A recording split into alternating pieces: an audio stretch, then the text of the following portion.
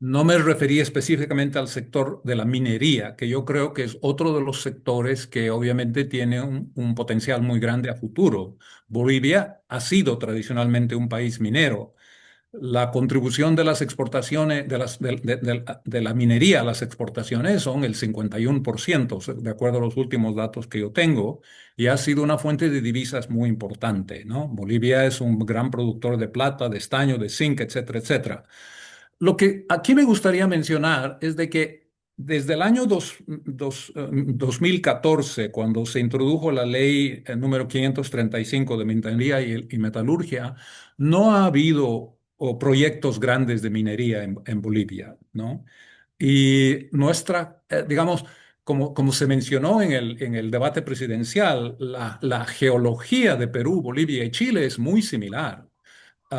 Sin embargo, Perú exporta 44.000 millones de dólares, Chile exporta 53.000 millones de dólares anualmente y nosotros exportamos la décima parte, ¿no? Entonces, esa es un área en la que el potencial de crecimiento es muy grande si es que tenemos una política más coherente digamos, una legislación que incentive la inversión, no que la desaliente. Quiero hacer un comentario sobre dos temas que no estuvieron presentes en el debate el pasado domingo y yo creo que son muy, muy importantes.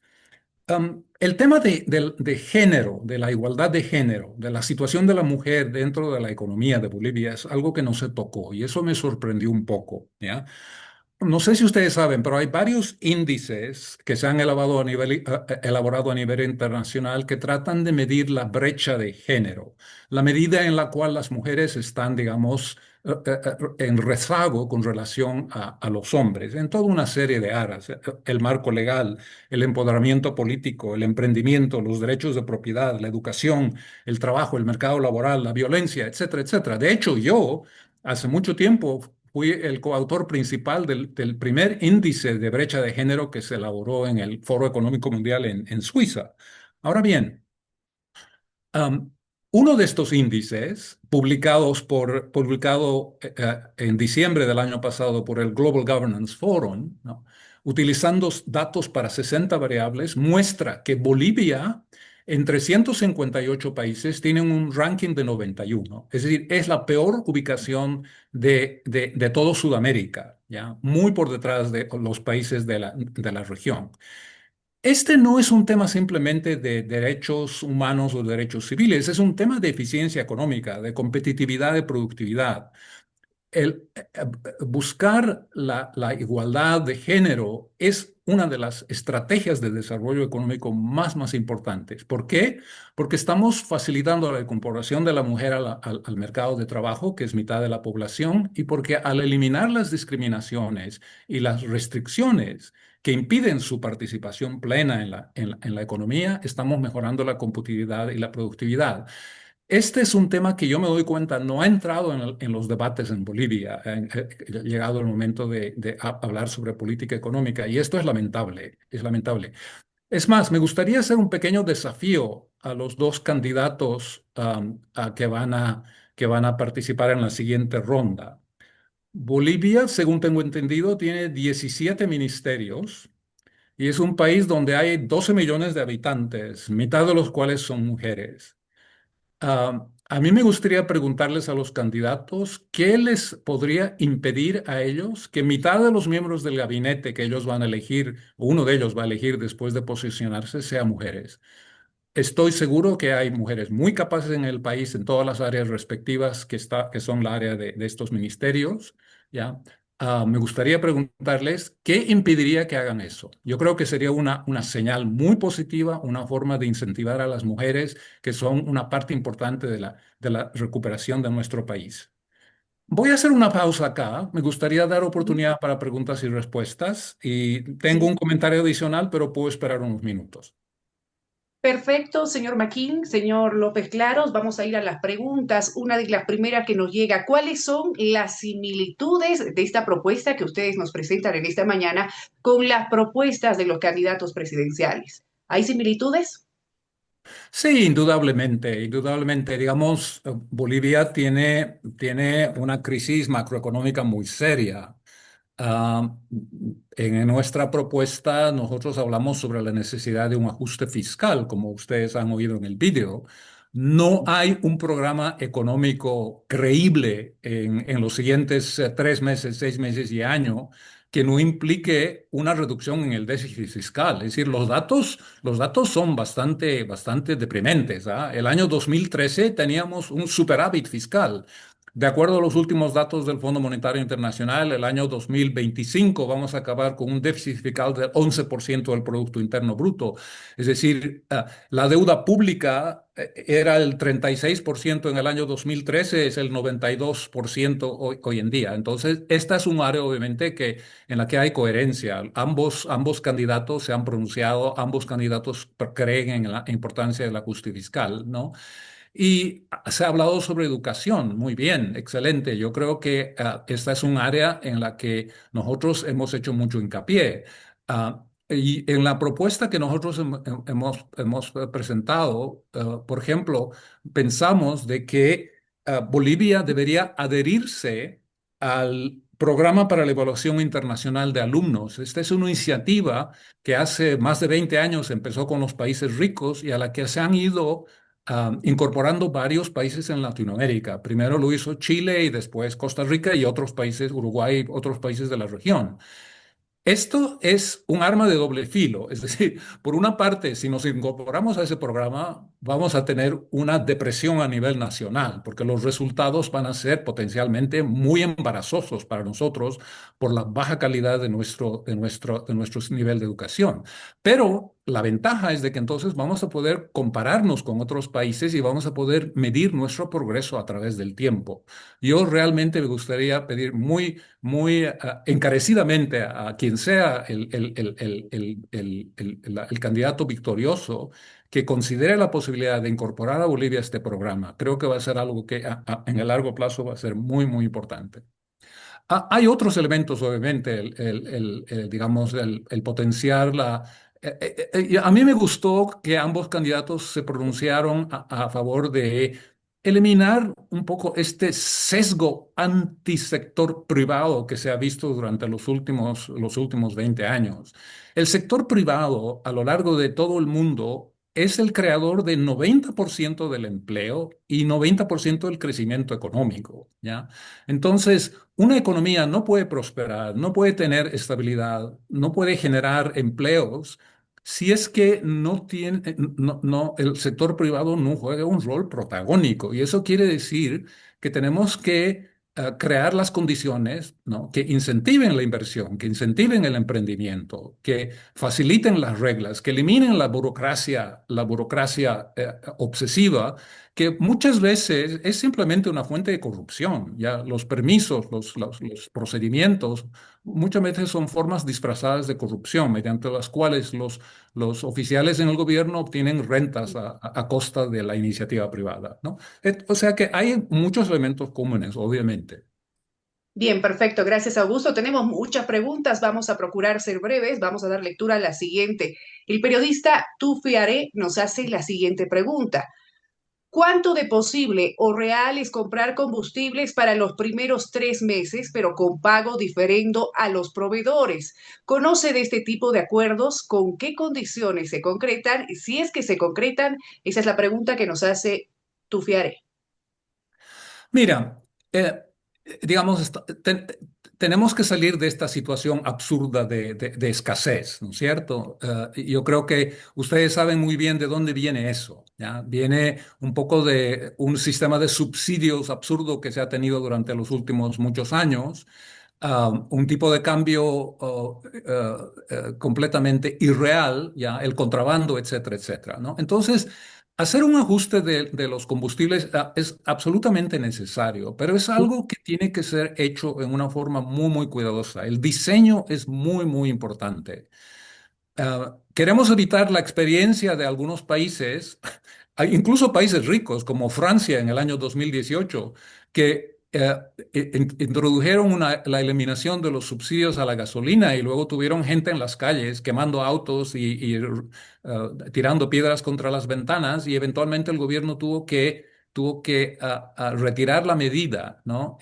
Lo cual fue políticamente costoso y no dio los resultados que tenía que dar, ¿no? Entonces, allá lo hicieron por motivaciones de cambio climático, no tanto por subsidios, ¿ya? Nosotros tenemos que eliminar gradualmente los subsidios y eliminar en particular el subsidio a la gasolina, al gas natural, pero hay que hacerlo en una forma, yo pienso, gradual, en una forma que compense de alguna manera a aquellas personas que se van a ver más adversamente afectadas. En Bolivia en general tenemos un problema muy serio de mala administración del principio del subsidio, ¿ya? Miren, un dato muy fascinante que a mí a veces me gusta mencionar en conferencias que doy a lo largo del mundo. Los subsidios a la energía son aproximadamente el 7% del Producto Interno Bruto a nivel global, ¿ya? Y muchas veces la motivación de estos subsidios tiene un disfraz de, digamos, de equidad, un disfraz social, ¿ya? Pero en la práctica, el Fondo Monetario ha calculado que 60% del subsidio a la gasolina, por ejemplo, a nivel global, va a beneficiar al 20% más rico de la población. ¿Por qué? Porque es ese 20% más rico de la población que tiene las movilidades, que tiene los autos, que tiene las casas grandes y cuyo consumo de energía es mucho mayor, ¿ya? Ese subsidio no va a los agricultores, no va a la gente pobre. Entonces, es una pérdida de recursos absurda y además, a nivel global, los subsidios a la energía contribuyen a aumentar acelerar el cambio climático, exacerban y estimulan el consumo, ¿no? Entonces es realmente una política pública pésima. Pero salir de ese sistema en el cual tenemos a la población, a los agricultores, a los transportistas, esencialmente adictos, ¿no? Al subsidio barato, no es fácil. Yo creo que en el caso de Bolivia puede ayudar un poco el hecho de que, de todas maneras, con las colas y la escasez, yo creo que la gente estaría dispuesta a aguantar un costo bastante superior si es que a cambio de eso va a poder tener acceso a la gasolina y no tener que estar esperando en una cola por 10 o 12 horas, ¿ya? Por lo tanto, el financiamiento externo que podría venir a un programa muy creíble y coherente va a ser lo que va a financiar la importación de la energía digamos, abastecer al mercado interno. Bien, vamos con la siguiente pregunta, una de las primeras que nos ha llegado, también es una opinión de Abraham Trillo Sarmiento, quien nos dice, si bien el ajuste fiscal primario es fundamental, el problema no es generar persecuciones tributarias y menos sancionatoria a evasores, que en países desarrollados es avanzada por su grado de recaudación y utilización versus Bolivia, en el que el 15% es formal y el 85% es informal. De este 15% formal, el 85% son unipersonales y un 10% aproximadamente SRL, no siendo la solución regular por excepción, generando persecuciones a quien quiere ser legal. El tema debe estudiarse mejor en la propuesta a favor de Bolivia, incluida la transparencia no solo del contribuyente, sobre todo del Estado, debiendo indicar dónde van y cómo se usan esos povos impuestos que generan los legales. ¿Cuál es el comentario al respecto, por favor, señor López? Mire, no es precisamente una pregunta, pero digamos, comparto la inquietud de la persona que planteó ese comentario, ¿ya? Me gustaría en ese contexto Ujú. mencionar algo que yo creo que es muy importante, ¿ya? Y esto es algo que viene un poco de mi experiencia a nivel internacional, ¿ya? Yo soy ciudadano boliviano. Mi motivación para estar con ustedes hoy día es un sentimiento muy penoso que tengo de que el país está en una en una crisis enorme que era perfectamente prevenible, ¿ya? Es decir, la crisis que tenemos actualmente es el resultado de políticas incoherentes que se han implementado por mucho tiempo. Ahora bien, un aspecto muy importante, y esto es algo que me tomo la libertad, sin querer sonar pretencioso, ¿ya? Me tomo la libertad de aconsejar a ambos candidatos que llegado el momento, quien sea que sea el triunfador en la elección, ¿ya? Que ellos hagan un esfuerzo particularmente importante para explicar a la población, es decir, a la empresa, a los ciudadanos, a través de la televisión, de sistemas de comunicación masiva, explicar a los bolivianos ¿Por qué es que estamos entrando en un programa de ajuste y de estabilización? ¿Por qué algunas de las medidas que se van a tomar son medidas que van a tener un cierto costo y que van a implicar, digamos, cierta incomodidad para sectores importantes de la población? ¿Ya? Por ejemplo, por ejemplo, a mí me gustaría que la población sepa ¿qué es lo que hemos gastado en los últimos 10 años en el subsidio a la gasolina y al gas natural? ¿Ya? Yo creo, sin haber entrado mucho en los datos, de que esta cifra fácilmente excede los 10.000 millones de dólares. ¿Ya? Ahora bien, yo creo que si a los ciudadanos, a la empresa, se les explica qué es lo que hemos sacrificado como país, habiendo gastado 10.000 millones de dólares en el subsidio a la energía, en función de escuelas que no hemos construido, en función de hospitales que podíamos haber construido y que permanecen, digamos, con tecnologías limitadas y ofreciendo servicios mediocres. ¿Qué es lo que podríamos haber hecho en mejorar la infraestructura de nuestro país, ya? Es decir, si la gente entiende que estos recursos que ya no van a ser dedicados a subsidiar la energía y a otros subsidios que son generalizados, ¿ya? Van a regresar a la población, ¿no? A través de mejoras en el sistema de educación, de mejores hospitales, de mejor infraestructura. Yo creo que la gente va a entender, la gente no es irracional, la gente, digamos, especialmente ahora en el contexto de las colas y las escaseces, se da cuenta de que las políticas tienen que cambiar, pero en general en Latinoamérica no tenemos una tradición de líderes políticos, de jefes de Estado, primeros ministros, como fuera el caso, que sienten la obligación de que ellos son servidores públicos y de que por lo tanto tienen que explicar a los votantes, a la población, los justificativos de sus políticas y por qué estas políticas, especialmente políticas de ajuste, son necesarias, ¿ya? Este diálogo tiene que ser muy importante. En los Bien. países donde ha habido mucho progreso en esta área y ha tenido éxito, siempre ha habido un elemento de explicación y de transparencia. Bien, perfecto. Vamos a pasar a la siguiente pregunta, por favor. Vamos a responder brevemente. El señor Lacerna pregunta a Alfonso, dice, narcotráfico. ¿Cómo reemplazaría los recursos del narcotráfico en caso de combatirlo a fondo? Y si estos recursos son relevantes y no es posible combatir el narcotráfico, ¿cómo sugiere incorporar esos recursos a la economía formal? Esa es la pregunta. Este es un tema que recuerdo salió durante el debate presidencial, porque todo el mundo entiende de que el narcotráfico es una plaga en este país y en otras partes del mundo, ¿ya? Y yo creo que esa es una de las áreas en las que un gobierno responsable no puede transar, no puede tratar de coexistir con el narcotráfico, porque el narcotráfico, digamos, contribuye a la corrupción, por cierto. Envías señales a los inversionistas extranjeros de que este no es un país serio, es un país donde prima el crimen y donde los mafiosos y los digamos, narcotraficantes pueden pasearse por las calles de la ciudad en sus autos caros y comer en los mejores restaurantes. Es decir, digamos, tenemos un esquema legal, tenemos que hacer obedecer la ley. Hay reglas contra el crimen organizado, hay leyes contra el crimen organizado. Entonces, un gobierno tiene que señalar de que las leyes se van a hacer obedecer, de que no puede ser que haya un grupo privilegiado que tiene privilegios y tiene exenciones que no se aplican al resto de la población. Entonces, en la medida en la que vayamos eliminando el narcotráfico y nos convertamos en un país más normal, ¿ya? Entonces, en esa medida vayan a llegar los ingresos por inversión extranjera. Vamos a tener más apoyo de los organismos internacionales, ¿ya?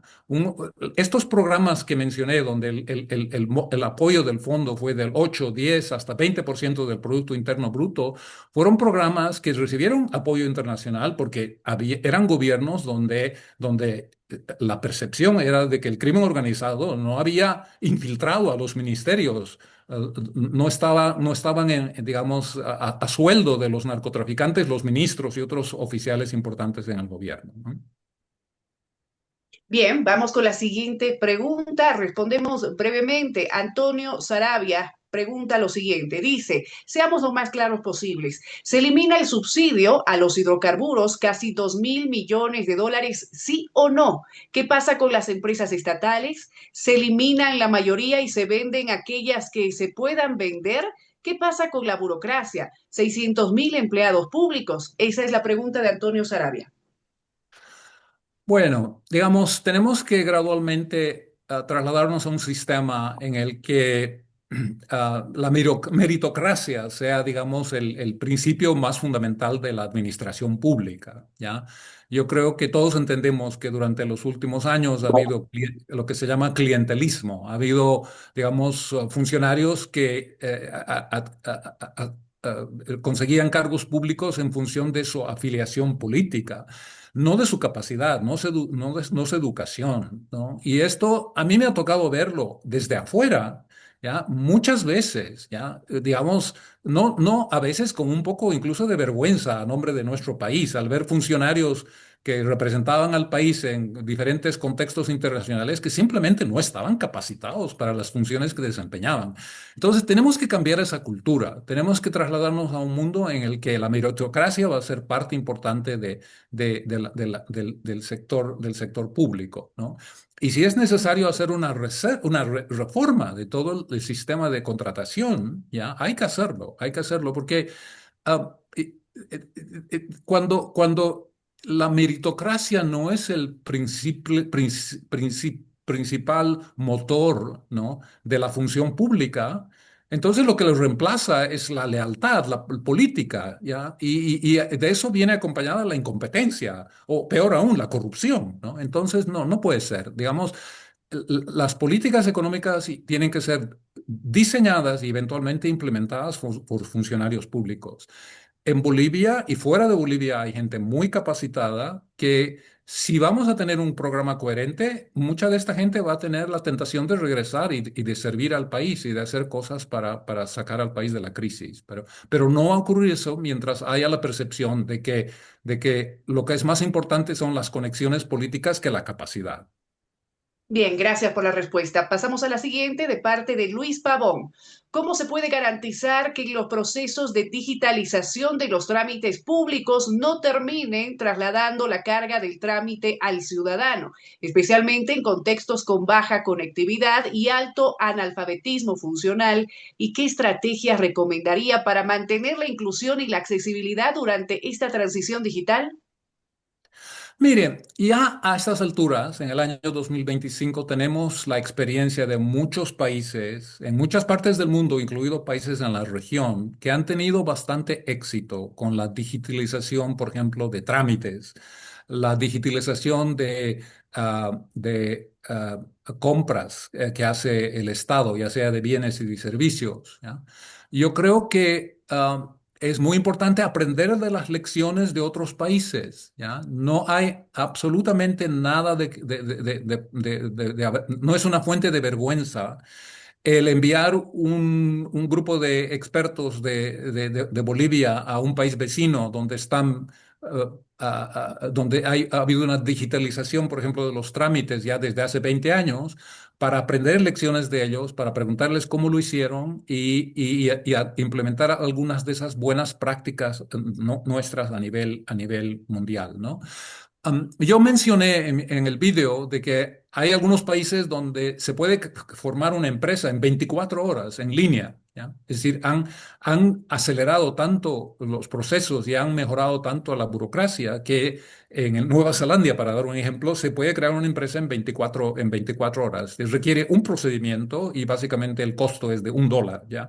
En oposición a países como el nuestro, donde crear una nueva empresa es algo tedioso, es costoso, toman meses y meses y meses, ¿no? Entonces, aprendamos de las lecciones de otros países, ¿ya? No hay nada de qué avergonzarnos. Hay que reconocer que hemos perdido mucho tiempo, hemos estado implementando unas políticas un poco absurdas a veces, que han tenido un alto costo para la población, que está reflejado plenamente en el dólar del mercado paralelo, en las colas para comprar gasolina y en otras distorsiones que tiene nuestra economía actualmente. Y una cosa que yo haría con urgencia es tratar de conseguir programas de asistencia técnica de algunos países que están muy bien dispuestos a ayudar a Bolivia, especialmente en estas áreas de lo que yo llamo conocimiento, la entrega de conocimiento, de experiencias, ¿no? Que nos van a permitir mejorar la calidad de los servicios. Bien, gracias. Seguimos con la siguiente pregunta del periodista Raúl Peñaranda. Mi pregunta es, considerando que el 85% de la economía es informal, ¿qué se puede hacer para ayudar a los informales a formalizarse? Esa es la consulta. Brevemente, por favor. Ya. Eh, la informalidad es una respuesta a los incentivos que se dan a los empresarios a través especialmente del régimen fiscal, ¿ya? Países que han tenido éxito en reducir el grado de la informalidad son países que han básicamente reformado su sistema tributario, ¿ya? Y han dado incentivos para que la gente se formalice, ¿ya? No tenemos tiempo en este momento para entrar en los detalles de todos los aspectos de estas experiencias, pero las hay, ¿ya? Las hay. Digamos, am, un ejemplo que viene de unos informes que son publicados por el Banco Mundial, donde se elaboran unos indicadores para medir la calidad del clima de inversiones, la calidad del ambiente para la empresa, ¿no? En lo que se refiere a Bolivia, por ejemplo, muestran la complejidad de nuestro sistema tributario, el enorme tiempo y esfuerzo que tiene cumplir con las obligaciones tributarias, hasta el punto que muchos empresarios optan simplemente por la informalidad, porque obedecer las leyes que están escritas en los libros de la legislación boliviana en lo que se refiere al tema tributario son tan complejas y tan absurdas a veces, ¿no? Que si uno tendría que pagar todos los impuestos que llama la ley, realmente uno entra en la bancarrota, ¿no? Entonces hay que hacer una modernización de todo el sistema tributario y eso va a llevar poco a poco a la reducción de de la informalidad. Esto lo hemos visto, esto no es simplemente una aseveración dogmática. Y yo lo he visto en muchos países en África, por ejemplo, que han comenzado a utilizar las nuevas tecnologías, el Internet, las declaraciones tributarias en línea, etcétera, etcétera, que no solamente han recaudado más, o sea, ha aumentado la base tributaria, sino también ha reducido la informalidad. Obviamente, no completamente, pero la dirección de cambio es lo que es importante. Lo que queremos reducir es ese 85%, ojalá en un plazo de unos cuantos años, a 60, 50%. Y eso es gradual, se lo puede hacer poco a poco.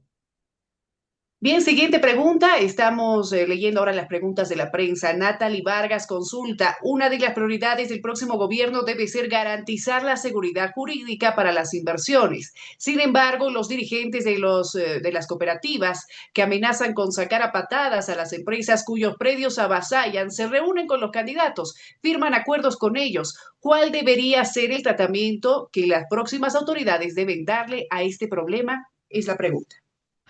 Miren, creo que una de las cosas que va a dificultar un poco esta transición hacia una economía que sea un poco más amigable, ¿ya?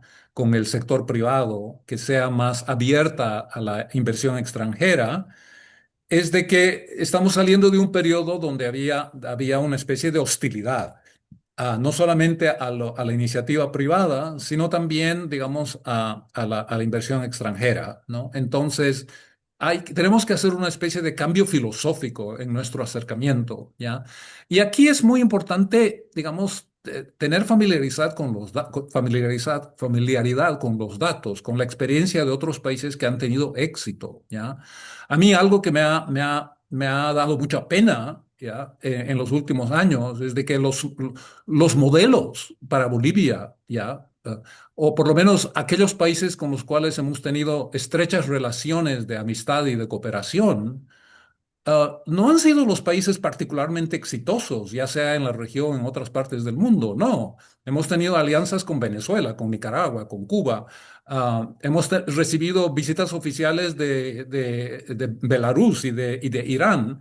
Todos estos países son países pobres, son países distorsionados, son países donde hay abusos de autoridad y donde hay economías que están completamente colapsadas. Ustedes saben muy bien qué es lo que ha ocurrido en Venezuela en los últimos 10, 15 años. Entonces, tenemos que cambiar nuestra filosofía, tenemos que estudiar los datos, tenemos que preguntarnos como ministros y como funcionarios del gobierno, ¿dónde están los casos exitosos de países que en los últimos 20 años han hecho esa transición de país pobre a país rico o a país de medianos ingresos? ¿Y qué es lo que ellos han hecho? Si no tenemos esa curiosidad, si no queremos aprender de las lecciones de otros países que han tenido éxito, y vamos a ideologizar la política económica, ¿ya? Y vamos a juzgar las medidas económicas en la medida en la cual ellas son fieles a una ideología de izquierda o lo que fuera, entonces no vamos a tener éxito. Tenemos que ser pragmáticos, tenemos que implementar políticas que han tenido éxito en otras partes del mundo. Y si tenemos que copiar de otros países las cosas buenas que otros países han hecho, pues hagámoslo, hagámoslo. Siguiente pregunta es de Johnny San Miguel. Él menciona este detalle. Cuando Polonia salió del sistema comunista, anularon todos los artículos de su constitución que controlan la economía. Sin eso no se podía implementar el plan Balcerowicz, similar con Yeltsin en Rusia y la red del terciopelo en República Checa. ¿Por qué no se plantean cambios constitucionales primero? Y yo creo que sí, es necesario revisar la Constitución, pero ese es un proceso largo, es un proceso, digamos, que va a tener que ser consensuado y no es algo que va a ocurrir en los siguientes 2 o 3 meses, ¿ya? Entre tanto, no tenemos el lujo de esperar que se cambie la Constitución para comenzar a implementar algunos de los elementos del programa, ya sea de este programa o de los programas que fueron presentados por los dos candidatos presidenciales, que como enfaticé, tienen muchos elementos en común con las cosas que hemos hablado hoy día, ¿ya? Sí, hay que modernizar la Constitución, hay que adaptarla a una filosofía más abierta, a una filosofía más benigna para el sector privado, que, repito, es el que crea el empleo y el que crea prosperidad y crecimiento económico, ¿no? Am, la Constitución es un proyecto, yo creo que más de mediano plazo. Hay que hacerlo indudablemente. Bien, agradecemos a Augusto López Claros, quien nos da esta información desde Madrid, España. El tiempo ha pasado rapidísimo. Tenemos ya los últimos 4 minutos para ir despidiendo esta sesión. Muchísimas gracias, señor Augusto López Claros. Realmente ha sido muy importante todo lo que nos ha brindado y ha respondido todas las preguntas de la prensa. Pueden contactarse también al mail si tienen más consultas, que está en nuestro chat. Y ahora vamos a dar las palabras, por favor, a Ronald McLean para el cierre de esta sesión acerca de la presentación de esta propuesta económica. Adelante, señor McLean. Bueno, muchas gracias. Yo quería agradecer desde luego a Augusto por esta brillante presentación, felicitar su patriotismo, su cariño a Bolivia, a pesar de los tantos años que le ha tocado vivir fuera, pero que nos trae toda esa experiencia rica para nosotros que en Bolivia tenemos excelentes economistas, pero no tenemos necesariamente la experiencia que él nos trae de haber sido un alto ejecutivo del Fondo Monetario, haber representado al fondo en Rusia, en la Unión Soviética, haber participado de innumerables programas de ajuste y tener una educación privilegiada con un doctorado en Duke y posgrados en Cambridge, Inglaterra. Bueno, este es un gran regalo que le hace al país y yo le quiero agradecer particularmente. Y en segundo lugar, agradecer a todos los que han concurrido a esta sesión, que muestran un interés genuino en que encontremos un camino de solución en la unidad.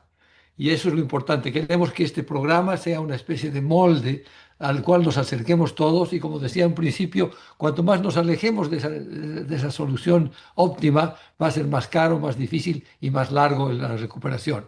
Creo que en este momento tenemos dos candidatos afines en el fondo que van a poder colaborar. Tenemos una mayoría en el Parlamento, tenemos condiciones increíbles y tenemos el hecho de que la oposición ha ganado una elección después de 20 años, lo cual debía felicitarnos a todos y unirnos a trabajar, pero entre todos, no solamente en un lado o el otro, sino todos los bolivianos. Augusto, muchísimas gracias a nombre de todos nosotros y gracias a ustedes por haber asistido y habernos acompañado esta mañana. Muchísimas gracias. Gracias a usted también, señor Ronald McLean, desde Washington, Estados Unidos. Agradecemos nuevamente a Augusto López Claros desde Madrid y a todos los presentes, miembros de la prensa, economistas que han estado presentes. Pueden recibir el video de información a través del mail que en este momento Shirley ha escrito en el chat para que tengan más información y puedan resolver las preguntas que no alcanzamos. Muchísimas gracias a todos. Que tengan buen resto de jornada.